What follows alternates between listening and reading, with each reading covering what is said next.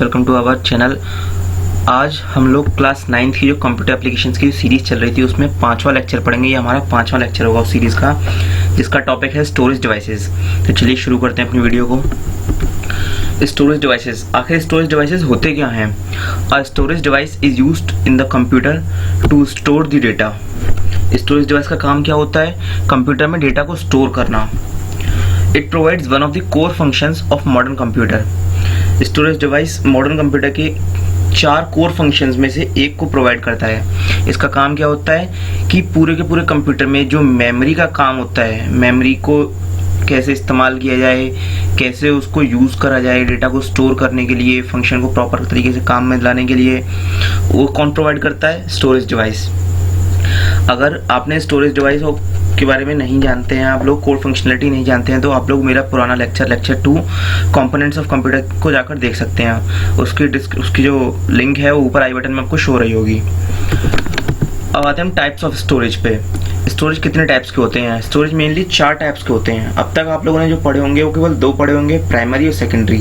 लेकिन अगर देखा जाए, एक ब्रॉड लेवल पर देखा जाए, तो स्टोरेज 4 तरीके के होते हैं: प्राइमरी, सेकेंडरी, टर्शियरी और ऑफलाइन स्टोरेज। आज हम इस वीडियो में इन चारों स्टोरेज के बारे में बात करेंगे। पहला है primary storage, also known as main memory. Primary storage को क्या बोलते हैं? मेन मेमोरी भी बोलते हैं। Directly accessed by CPU. Main memory क्या होती है? Directly accessed by CPU. CPU उससे डायरेक्टली काम लेता है। जैसे कि इसके अगर एग्जांपल्स की बात किया तो इसके एग्जांपल हैं रैम और रोम। रैम और रोम के बारे में मैंने पहले ही 2 वीडियोस बना चुका हूँ अलग अलग, लेक्चर 3 और लेक्चर 4। अगर आप लोगों ने वो वीडियोस भी नहीं देखे, वो लेक्चर नहीं देखे हैं, तो ऊपर आई बटन में उनकी लिंक डिस्क्रिप्शन शो रही होगी, आप उस पर क्लिक करके देख सकते हैं। इसके बारे में ज़्यादा डिस्कस करके टाइम नहीं वेस्ट करूंगा। बढ़ते हैं अपने नेक्स्ट स्टोरेज की तरफ, वो है secondary storage. Secondary storage also known as auxiliary memory. Secondary storage का दूसरा नाम क्या है? Auxiliary memory. ये काम क्या करता है? ये आपके सारे डेटा को स्टोर करके रखता है। It is not directly accessible by CPU. ये सीपीयू के द्वारा डायरेक्टली एक्सेसिबल नहीं होता है। इसका काम कौन करता है? इसको डायरेक्टली एक्सेस कौन करता है? इसको डायरेक्टली एक्सेस करता है मेन मेमोरी। सीपीयू किससे बात करता है? सीपीयू बात करता है मेन मेमोरी से। और मेन मेमोरी किसको बुलाता है? मेन मेमोरी बुलाता है सेकेंडरी स्टोरेज को। अगर देखा जाए तो सेकेंडरी स्टोरेज एक तरीके से बड़ा भाई है प्राइमरी स्टोरेज का, क्योंकि अगर सेकेंडरी स्टोरेज नहीं होगा तो प्राइमरी स्टोरेज काम भी नहीं कर सकता।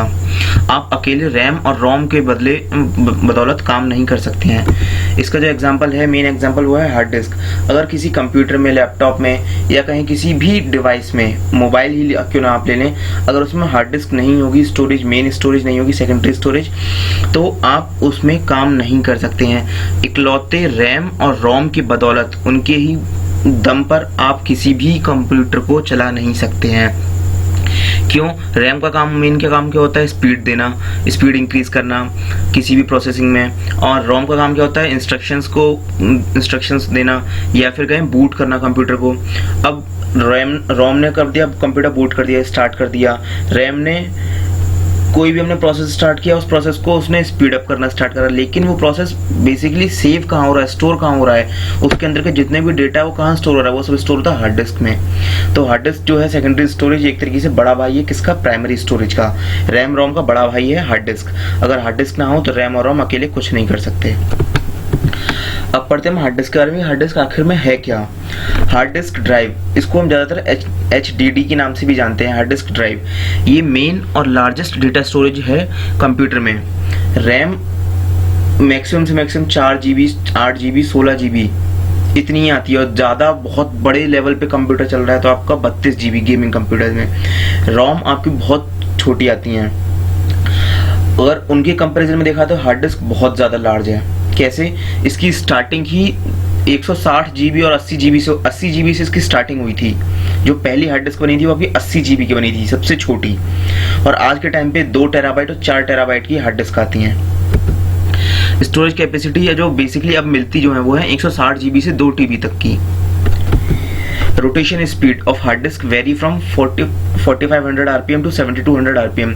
4500 राउंड पर मिनट से लेके 7200 राउंड पर मिनट। अब रोटेशन स्पीड क्या होती है हार्ड डिस्क में? क्या हार्ड डिस्क घूमती है? हाँ, हार्ड डिस्क सच में घूमती है। कैसे? अगर आप हार्ड डिस्क को ओपन करके देखेंगे तो हार्ड डिस्क के अंदर क्लस्टर्स लगे होते हैं, मतलब डिस्क्स लगी होती हैं गोल गोल, एक के ऊपर एक डिस्क रखी होती है, जिनकी रोटेशन स्पीड क्या होती है 4500 आरपीएम से लेके 7200 आरपीएम तक। ये स्पीड वेरी करती है आपकी स्टोरेज पर और किस कंपनी की वो है हार्ड डिस्क है, और उस हार्ड डिस्क की कितनी स्पीड है डेटा ट्रांसफर करने की। ठीक है, ये रोटेशन स्पीड उस पर वेरी करती है। कहाँ से कहाँ तक वेरी करती है? 4500 आरपीएम से लेके 7200 आरपीएम तक। अब हार्ड डिस्क दो टाइप की होती हैं, एक इंटरनल और एक एक्सटर्नल। इंटरनल हार्ड डिस्क कुछ इस तरीके से दिखाई देती है और एक्सटर्नल हार्ड डिस्क आप लोगों की इस तरीके से दिखाई देती है। ये तो है आपकी इंटरनल हार्ड डिस्क जो कंप्यूटर के अंदर फिट होती है। ये है आपकी एक्सटर्नल हार्ड डिस्क जो कंप्यूटर के बाहर से एक्सटर्नल स्टोरेज के तौर पे यूज करते हैं इसको। कोई हमारा डेटा है, फॉर एग्जांपल मेरा लैपटॉप है, मेरे लैपटॉप में 500 GB हार्ड डिस्क है और मुझको चलाते चलाते उसको हो गए 5 साल लैपटॉप को, और डेटा धीमे धीमे स्टोर करते करते वो डेटा 500 GB से ज़्यादा होने लगा, एक्सटेंड होने लगा। तो मैं क्या करूँगा, एक एक्सटर्नल हार्ड डिस्क खरीद लूँगा 2 TB 4 TB की, जिसमें मैं अपना एक्स्ट्रा डेटा उस हार्ड डिस्क में कॉपी कर दूंगा, जिससे कि मेरा लैपटॉप फ्री हो जाएगा। लैपटॉप की जो मेन हार्ड डिस्क है इंटरनल हार्ड डिस्क, वो क्या हो जाएगी फ्री। अब मैं उस इंटरनल हार्ड डिस्क पे और डेटा स्टोर कर सकता हूँ या अपना सॉफ्टवेयर इंस्टॉल करके काम कर सकता हूँ आराम से। अब इनके कुछ कंपैरिजन देख लेते हैं। पोर्टेबिलिटी, इंटरनल हार्ड डिस्क को पोर्टेबल नहीं कह सकते। क्यों?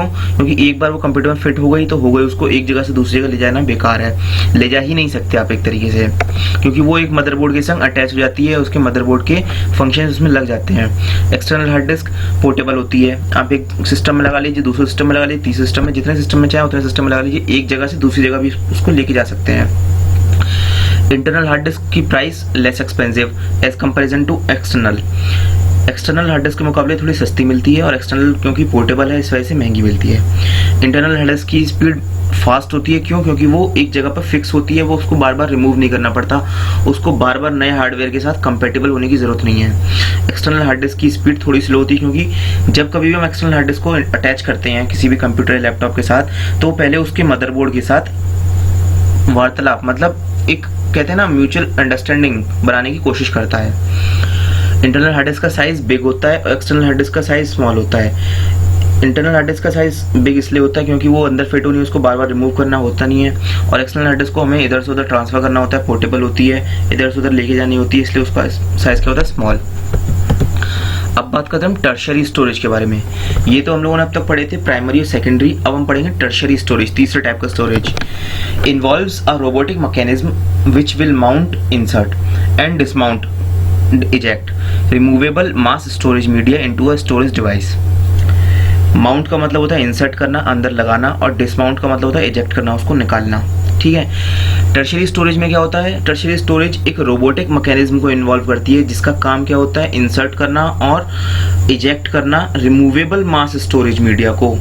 ठीक है, रिमूवेबल मास स्टोरेज मीडिया एक ऐसा स्टोरेज मीडिया जिसको हम रिमूव कर सकते हैं, मतलब जब चाहे तब उसको लगा सकते हैं और जब चाहे तब उसको हटा सकते हैं। उसको किस में कन्वर्ट करती है? स्टोरेज डिवाइस में। समझ में आ रही है? एक ऐसा रोबोटिक मैकेनिज्म जो आपके एक्सटर्नल डिवाइस को भी इंटरनल के तौर पे इस्तेमाल कर सके, उसी को बोला जाता है tertiary storage. Slow in process, इसकी प्रोसेसिंग स्लो होती है क्योंकि ये एक्सटर्नल होती है, इसको इंटरनल बनाने में थोड़ा टाइम लगता है। Mainly use to archive data and that is not accessed frequently. ये इसका मेन इस्तेमाल किस में होता है? किसी भी डेटा को आर्काइव करने के लिए, मतलब कंप्रेस करने के लिए। और किस डेटा को कंप्रेस करने के लिए? आर्काइव बनाने के लिए जो डेटा आपका हाल ही में इस्तेमाल नहीं होने वाला है, मतलब एक ऐसा डेटा जिसको हम डेली रेगुलर बेसिस पे इस्तेमाल नहीं करते हैं। जैसे मैंने आज इस्तेमाल करा, अब मुझे इसकी ज़रूरत हो सकता है महीने, 2 महीने, 4 महीने या साल भर कभी पड़ जाए। ऐसे डेटा को मैं क्या करूँगा? टर्शरी स्टोरेज में सेव कर लूँगा, स्टोर कर लूँगा। और अगर कोई डेटा, कोई फाइल मेरी जो डेली मैं इसको यूज़ में ले रहा हूँ, उसको काम कर रहा हूँ उस फाइल पर, तो उस फाइल को टर्शरी स्टोरेज में सेव करना, स्टोर करना फालतू होगा, बेकार होगा। इसके एग्जांपल क्या है? Magnetic tape and optical disk. अब हम बात करेंगे मैग्नेटिक टेप और ऑप्टिकल डिस्क के बारे में। पहला है हमारा magnetic tape. A magnetically coated strip of plastic on which data can be encoded. एक प्लास्टिक की एक ऐसी स्ट्रिप जिसको मैग्नेटिकली कोट किया जाता है, मतलब चुंबकीय तौर पे उसको कोट करा जाता है, जिसका काम क्या होता है? जिसको का काम होता है डेटा को स्टोर करना, डेटा को अपने अंदर समा के रखना, अपने अंदर रोक के रखना, इनकोड करना। Similar to music tapes. अब मैं आप लोगों को एक पिक्चर दिखाता हूँ, आप लोग इस पिक्चर को ध्यान से देखिए। आप लोगों ने देखा होगा कि पुराने जो टेप रिकॉर्डर्स होते थे, हम उसमें एक कैसेट लगाते थे, एक टेप लगाते थे, जिसका काम क्या होता था, गाने वो करना, प्ले करना, या फिर सॉन्ग्स को रिकॉर्ड करना, म्यूजिक रिकॉर्ड करना, प्ले करना। ठीक है, आप लोगों ने को शायद याद होगा, तो हम लोग बचपन में एक टेप होता था, म्यूजिक टेप, उसमें बीच में उंगली लगाकर इधर से उधर उसकी टेप को ट्रांसफर करते थे, या फिर कभी कभी उस टेप को निकाल देते, ढीला करते थे, फिर उसको बाद में टाइट कर देते। तो बचपन में कुछ लोग क्या करते थे, आज के टाइम पे पता नहीं बच्चे करते हैं नहीं करते हैं, आज की जनरेशन का मुझे पता नहीं। तो सिमिलर टू म्यूजिक टेप्स, ये म्यूजिक टेप के सिमिलर होता है, जैसा होता है। इसका काम क्या होता है, डेटा को स्टोर करना और डेटा को प्ले करना। ठीक है, नेक्स्ट है इसमें लेस एक्सपेंसिव एंड स्लोअर। ये सस्ता होता है और स्लोअर होता है, स्लो प्रोसेस का काम होता है इसका। कॉमनली यूज्ड फॉर बैकअप के तौर पे ज़्यादातर यूज होता है। जैसे कभी किसी डेटा को मुझे ज़रूरत नहीं है डेली काम करने की, तो मैं क्या करूँगा, उसको मैग्नेटिक टेप पर स्टोर कर लूँगा, सेव कर लूँगा और उसको उठा के एक जगह पे रख दूंगा। अब वो मेरा पोर्टेबल भी हो गया एक तरीके से। पोर्टेबल इसलिए हो गया क्योंकि अगर मैं उसको उठा के एक जगह से दूसरी जगह लेने की जाना चाहूँ, जैसे मैं उसको अलीगढ़ में स्टोर कर दूं, अलीगढ़ में मैं रहता हूं और मैंने कोई डेटा उसको स्टोर कर लिया उसमें, और मैं चाहता हूं कि मैं उसको ले जाऊं आगरा और फिर उस पर थोड़ा काम करूं या उसको यूज़ करूं, तो मैं उसको लेके जा सकता हूं। तभी तो वो एक्सटर्नल मीडिया है, रिमूवेबल स्टोरेज मीडिया, जिसको हम इंसर्ट कर सकते हैं और इजेक्ट कर सकते हैं, और इंसर्ट इजेक्ट करने के तौर पे हम उसको स्टोरेज मीडिया बना सकते हैं। तो ये तो रहा मैग्नेटिक टेप। नेक्स्ट आता है इसमें ऑप्टिकल डिस्क। ऑप्टिकल डिस्क के बारे में आप लोगों ने सबने सुना भी होगा। A storage media that holds content in digital format. एक ऐसा स्टोरेज मीडिया जिसका काम क्या होता है, डिजिटल फॉर्मेट में डेटा को स्टोर करना। कंटेंट को किसमें स्टोर करना, डिजिटल फॉर्मेट में। Read using a laser assembly known as optical media. Laser assembly के थ्रू ही आप उसको रीड कर सकते हैं। इसको ऑप्टिकल मीडिया भी कहा जाता है, इसलिए इसका नाम क्या दिया गया, ऑप्टिकल डिस्क। इसके कुछ टाइप्स हैं, जो पहला है CD, compact disk, DVD, digital versatile disk, और BD, Blu ray disk. CD और डीवीडी का आप लोगों ने नाम सुना होगा। आप लोगों को याद होगा, जब सीडी प्लेयर और डीवीडी प्लेयर पुराने ज़माने में आते थे, तो हम उस सीडी को या डीवीडी को उस प्लेयर के में से वो निकलता था, उसको क्या बोलते हैं, एक तरीके से प्लेट टाइप की, जिसपे हम सीडी या डीवीडी रखते थे, उसको इंसर्ट करते थे, और वो सीडी और डीवीडी अंदर जाकर घूमती थी, और वो घूमती थी तभी वो चलती थी। कुछ याद आ रहा होगा आप लोगों को शायद। तो जब भी अगर आप उसको डीवीडी प्लेयर सीडी प्लेयर को ओपन करेंगे, तो उसमें बीच में एक छोटा लेंस लगा होता है। ठीक है, एक लेंस लगा होता है, एक लेजर लगा होता है। उसी लेजर के द्वारा क्या होता है, उस स्टोरेज मीडिया पे जितना भी डेटा होता है, कंटेंट होता है, उसको रीड किया जाता है। तो अब हम बात करेंगे इनके बारे में, सीडी, डीवीडी और ब्लू रे डिस्क के बारे में। तो ये है इनकी कुछ कंपैरिजन। सीडी की कैपेसिटी, जो मैक्सिमम कैपेसिटी, वो है 700 MB। डीवीडी की मैक्सिमम कैपेसिटी 4.7 GB से लेके 17 GB तक आता है। और ब्लू रे डिस्क, जो सबसे ज़्यादा कहते हैं ना अच्छी क्वालिटी में, वो आता है 50 GB तक। वेवलेंथ है इसकी सीडी की 780 नैनोमीटर, 780 नैनोमीटर, डीवीडी की 650 नैनोमीटर, और बीडी, ब्लू रे डिस्क की 405 नैनोमीटर। अब आप लोग पूछेंगे कि वेवलेंथ होती क्या है, आखिर मतलब वेवलेंथ है क्या, नैनोमीटर के फॉर्म में क्या दे रखा है। तो आप लोगों को अगर याद हो, या फिर आप लोग इसको प्रैक्टिकल करके देखना, एक हाथ में सीडी लेना, एक हाथ में डीवीडी लेना। ब्लू रे डिस्क तो हो सकता है आप लोगों को ना मिले, क्योंकि महंगी भी आती है, काफ़ी महंगी आती है ब्लू रे डिस्क। एक हाथ में सीडी लेना, एक हाथ में डीवीडी लेना। तो सीडी और डीवीडी को थोड़ा टिल्ट करके देखना, मतलब टेढ़ा करके देखना। टेढ़ा करने पे क्या होता है, उसमें एक लाइट चमकती है। वो लाइट क्या होती है, वो लाइट इस वेवलेंथ के अकॉर्डिंग चमकती है। जो उसमें लाइट चमक रही है, उसकी वेवलेंथ किस हिसाब से होती है, 780 नैनोमीटर के हिसाब से उसकी वेवलेंथ होती है। सीडी और डीवीडी में दोनों में अलग अलग वेवलेंथ होती है, इसलिए अलग अलग लाइट चमकती है। क्लियर।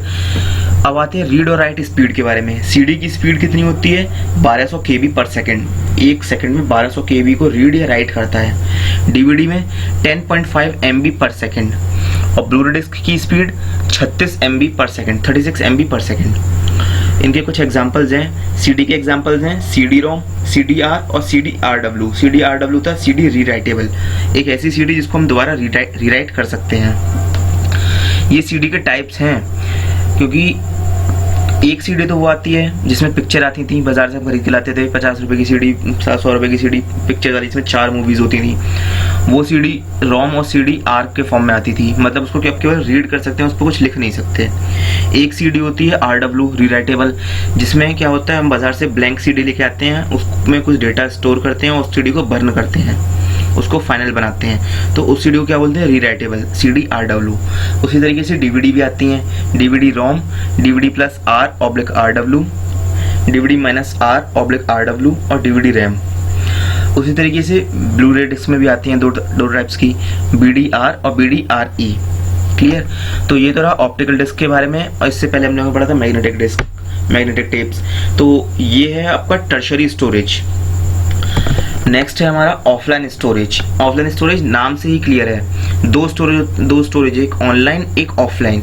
ऑनलाइन जो हमने अब तक पढ़े, प्राइमरी, सेकेंडरी, टर्शरी। ये चौथा है आपका offline, also known as disconnected और रिमूवेबल स्टोरेज। एक ऐसा स्टोरेज जो ज़्यादातर टाइम पे डिस्कनेक्ट रहता है या फिर रिमूवेबल रहता है, मतलब हम जब चाहें उसको इंसर्ट कर सकते हैं और जब चाहें हम उसको निकाल सकते हैं। A storage device that is not under the control of processing unit।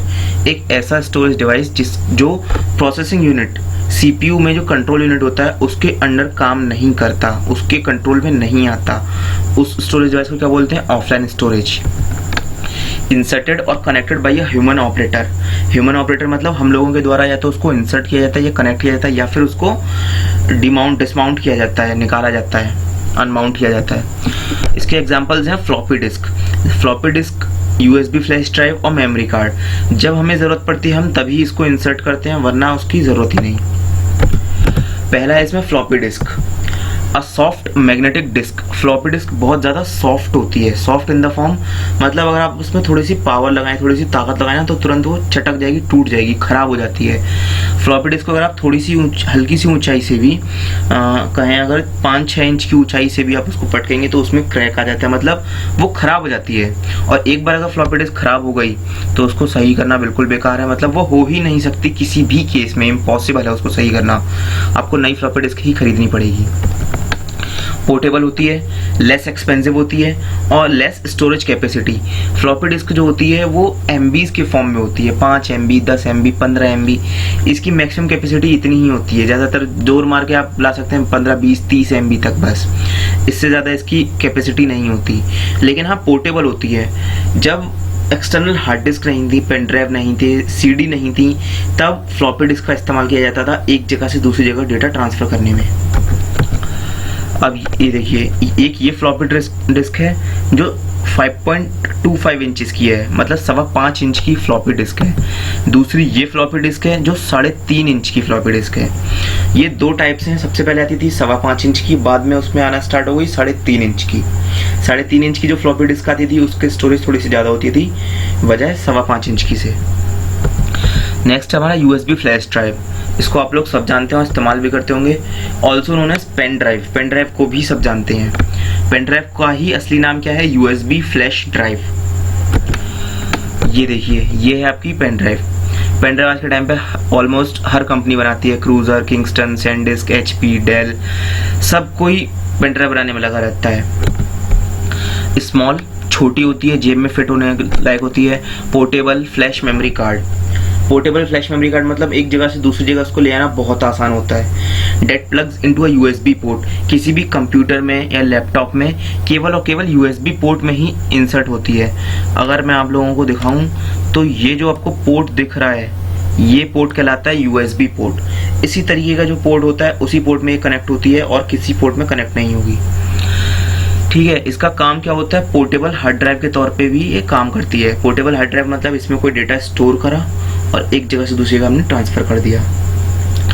आज के टाइम पे तो ये बहुत छोटी आने लगी हैं, मतलब जितनी ये USB आपको दिख रहा है USB पोर्ट, इतनी ही आने लगी है, इससे थोड़ी सी और ज्यादा बड़ी, मतलब इतनी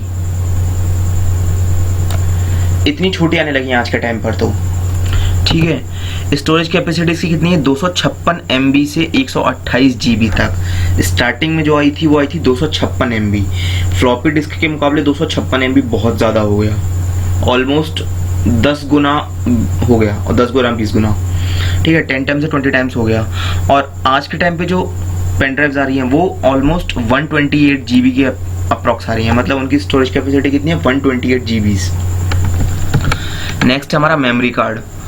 अगर आप लोगों ने पेन ड्राइव के बारे में सुना होगा तो मेमोरी कार्ड के बारे में पक्का सुना होगा, गारंटेड। Also known as SD card, SD card के नाम से भी आता है। Commonly used in electronic devices, electronic devices में इसका इस्तेमाल होता है, जैसे कि मोबाइल फोन्स, कैमराज और मोबाइल फ़ोन, कैमराज, आईपॉड हुआ, वॉकमैन हुआ, इन सब चीज़ों में इनका इस्तेमाल होता है। Can be read by connecting the card containing device, कैसे अगर मुझे इसके अंदर का डेटा रीड करना है या बैकअप लेना है या चेंज करना है या इसके अंदर कोई डेटा इंसर्ट करना है तो मैं कैसे करूँगा, कार्ड कंटेनिंग डिवाइस को कंप्यूटर से कनेक्ट करूंगा। कार्ड कंटेनिंग डिवाइस मतलब वो डिवाइस जिसमें वो कार्ड इंसर्टेड है पहले से। अगर मेरे मोबाइल फ़ोन में इंसर्ट है कार्ड लगा हुआ मेमोरी कार्ड, तो मोबाइल फ़ोन को कंप्यूटर से कनेक्ट करूंगा। कैमरे में लगा हुआ है तो कैमरे को मोबाइल फ़ोन से कनेक्ट करूंगा, या फिर उस कार्ड को निकाल कर, मेमोरी कार्ड को निकाल के उस USB कार्ड रीडर के नाम USB कार्ड रीडर में इंसर्ट करूंगा और उस USB कार्ड रीडर को किस में लगाऊंगा, लैपटॉप में या कंप्यूटर में। दो तरीके से आप इसको रीड कर सकते हैं, तो कंप्यूटर से कनेक्ट कर लीजिए या फिर USB कार्ड रीडर से। क्लियर। इसकी स्टोरेज कैपेसिटी कितनी है, 1 GB से लेके 128 GB तक। प्रेजेंट टाइम पे जो मेमोरी कार्ड आ रहे हैं मैक्सिमम कैपेसिटी के वो आपके 128 GB के आ रहे हैं, और पता नहीं अगर शायद 256 MB का भी मेमोरी कार्ड आ चुका हो तो आई डोंट नो। ये हैं कुछ टाइप्स मेमोरी कार्ड के। पहला सिक्योर डिजिटल कार्ड जिसका नाम है SD कार्ड, ये मिनी SD, इसको मोबाइल फोन में भी लगाते हैं। कॉम्पैक्ट फ्लैश कैमराज में लगती थी। नेक्स्ट है मल्टीमीडिया कार्ड, ये भी कैमरा में लगाया जाता था। XD पिक्चर कार्ड, इसको भी कैमरा में लगाते थे। ये है memory card reader. Memory card reader में अगर आप लोग ध्यान से देखेंगे, मैं इसको थोड़ा जूम करता हूँ, ठीक है। जूम करने में आप लोग देखेंगे कि इसमें 4 पोर्ट हैं। एक पहला ये है, दूसरा ये, तीसरा ये, चौथा ये 4 तरीके का मेमोरी कार्ड रीडर इस तरीके से है कि आप इसमें 4 तरीके के मेमोरी कार्ड्स इंसर्ट करके लगा सकते हैं, यूज़ कर सकते हैं। आज के टाइम पे छोटा भी आता है, सिंगल का आता है, मतलब मिनी SD के लिए अलग आता है, इन सब के लिए अलग आते हैं। आप कोई भी यूज़ कर सकते हैं, और मेमोरी कार्ड पुराना तरीके का भी मेमोरी कार्ड रीडर ले सकते हैं। एक आती है मेमोरी स्टिक, अगर आप लोग इसको ध्यान से देखेंगे तो आई आती है मेमोरी स्टिक, मतलब आप इसको डायरेक्टली कंप्यूटर से या किसी चीज़ से कनेक्ट कर सकते हैं। ये आज के टाइम पे पता नहीं किसी ने इस्तेमाल की होगी नहीं की होगी, आप लोगों ने आई श्योर पक्का इस्तेमाल नहीं की होगी। तो फिलहाल के लिए इस वीडियो में इतना ही। आई होप आप लोगों को समझ में आया होगा कि स्टोरेज डिवाइसेस कितने टाइप के होते हैं। प्राइमरी और सेकेंडरी के अलावा भी टर्शरी ऑफलाइन नाम के 2 स्टोरेज और होते हैं। हालांकि आप लोगों ने जो टर्शरी ऑफलाइन में पढ़े थे स्टोरेज डिवाइसेस, वो आप लोग पहले भी उनके नाम सुन चुके हैं, लेकिन उसका जो क्लासिफिकेशन है, कैटेगराइजेशन है, वो टर्शरी और ऑफलाइन के अंडर होता है। आई होप आप लोगों को ये वीडियो पसंद आई होगी, और आप लोगों को ये वीडियो समझ में आई है, पसंद आई है तो इस पर लाइक कीजिए, शेयर कीजिए, कमेंट कीजिए, और चैनल पर अगर आप नए हैं तो चैनल को सब्सक्राइब कीजिए। फिलहाल के लिए इस वीडियो में इतना ही। Thank you students.